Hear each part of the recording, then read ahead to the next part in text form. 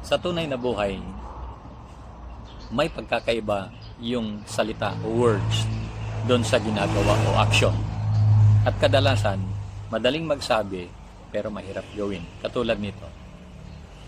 Alam naman natin sa ating paniniwala, sa ating faith na love your friends, love your enemies. Meron pa ngayong kasabihan na be close to your friends but be closer to your enemies. Madaling sabihin pero mahirap gawin. Napakadaling magmahal sa isang tao na nagmamahal sa iyo. Normal na yan. Natural lang yan. Pero yung mahalin mo yung isang tao na hindi ka naman mahal. Mahalin mo yung isang tao na nagkasala sa iyo, nakalaban mo. Mukhang mahirap gawin eh. Pero yun ang sinasabi ng ating paniniwala eh. Kaya napapaisip nga ako, paano mo mahalin ang isang boyfriend-girlfriend na nagtaksil sa'yo? Sige nga.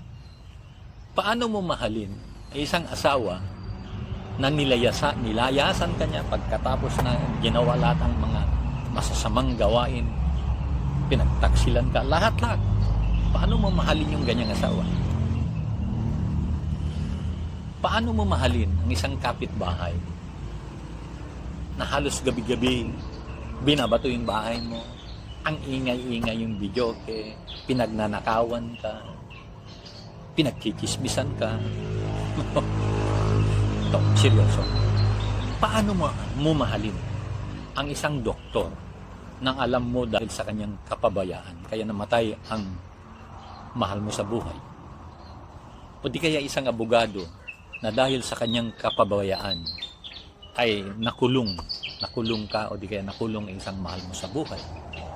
O di kaya yung isang engineer na gumawa ng bahay mo dahil doon sa kapabayaan ay bigla na lang nawasak yung bahay mo. Ang daming situations eh. Paano mo mahalin ang isang driver na dahil sa kanyang kapabayaan ay nadisgrasya yung isang mahal mo sa buhay? Pwedeng namatay. Namatayan ka, ganyan, dahil dyan sa aksidente na yan. So, ang dami. Itong mga situation na ito, tulad pa yan, no? Yung mga nakukulong, paano mo mahalin yung isang tao na nagbigay ng paratang accusation sa iyo na hindi naman totoo? Gumagawa ka lang naman ng kwento. At dahil doon sa ginawa nilang ganyan, nakulong ka. Paano mo mapapatawad? Paano mo mamahalin yung mga ganitong klaseng tao? Paano mo mahalin yung isang teacher na dahil sa isang kapabayaan ay nadisgrasya yung anak mo sa eskwela? Yung mga ganito ba?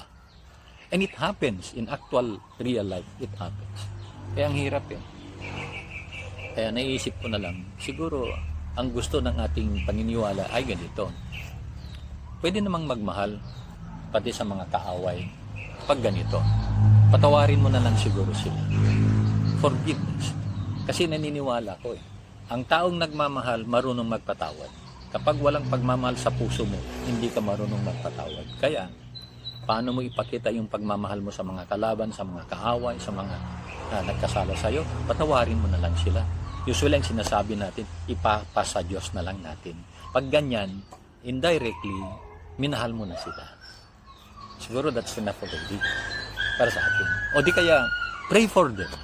Ipagdasal mo yung mga kaaway mo na sana maintindihan nila yung situation mo. Na sana huwag na nilang gagawin yung ganon. Na sana magsisi naman sila doon sa ginawa nila sa iyo.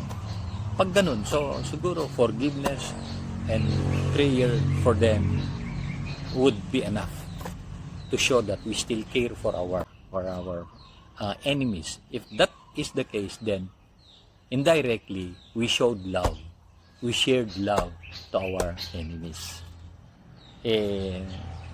Naiisip ko meron yung kasabihan, an eye for an eye, a tooth for a tooth. Kung anong ginawa sa iyo, yun din ang gagawin mo. Pag ganon, it contradicts the essence of love. It contradicts the principle that you should love your enemies. Kasi gantihan yun eh.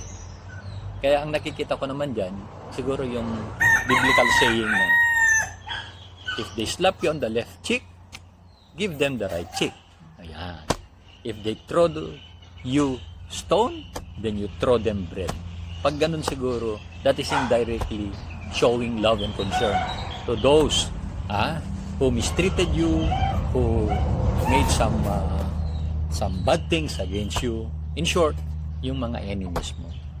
Kapag ganun ang siguro, ayan, matutupad siguro natin yung we love our enemies. After all, nobody is perfect, but we can be perfect by forgiving, by showing care and mercy, pray for our enemies. Pag ganyan siguro, mapufulfill natin yung faith natin na we love our friends, we do love also our enemies.